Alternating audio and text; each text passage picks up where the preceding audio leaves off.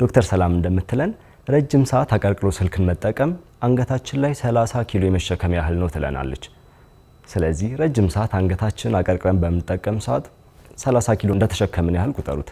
ምናልባት ቴክኖሎጂው እየገደለን ሲሆን እንዴ በተለይ አሁን ይሄ ስልክ ብዙ ነገር ጠቅሞናል፣ ግን በጣም ብዙ የጎዳን ይመስለኛል። አንዳንዴ በቃ እዛ ውስጥ ተሰምጦ የሚውለው ሰው በጣም ብዙ ነው። የሚገርምሽ መሰመጡ የወሬዎቹ ጥቅምና አለመጥቀም እንዳለ ሆኖ ከዛ ባሻገር ደግሞ አንገቱ እንዲህ ተሰብሮ ነው የሚውለው ሰው።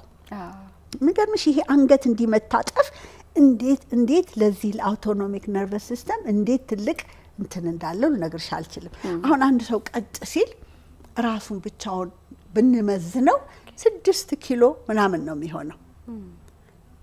እንደዚህ በሚታጠፍበት ጊዜ ማጅራቱ ላይ 5 እጥፍ ሆኖ ይሄ እንደ 30 ኪሎ እንደዚህ አንገቱ ላይ ነው የሚሸከመው ማለት ነው። 30 ኪሎ ማለት የ6 የ7 ዓመት ልጅ አንገቴ ላይ ተሸክሜ እንደዚህ መዋል ማለት ነው። I don't know if you recall ድሮ ማጅራት መቺ የሚባል ነገር ነበር እኛ ሀገር። እከሌ እኮ ማጅራቱን ተመቶ ዱብ ብሎ ሞተ።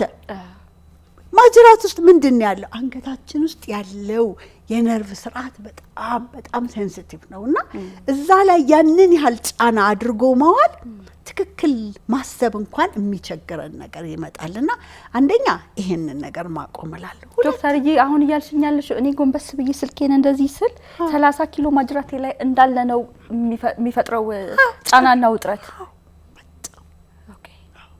ስለዚህ ይሄንን ነገር እንቆጥበው፣ ቀና እንበል፣ አንገታችን እንደዚህ እናርግ። ነርቭ ስርዓቱ ትክክል እንዲሆን ሜካኒካሊም ጫና እናመጣበታለን አውቶኖሚክ ነርቨስ ሲስተሙ ላይ። እንደዚህ ብለን ስንል አተነፋፈሳችን ሁሉ ይረበሻል።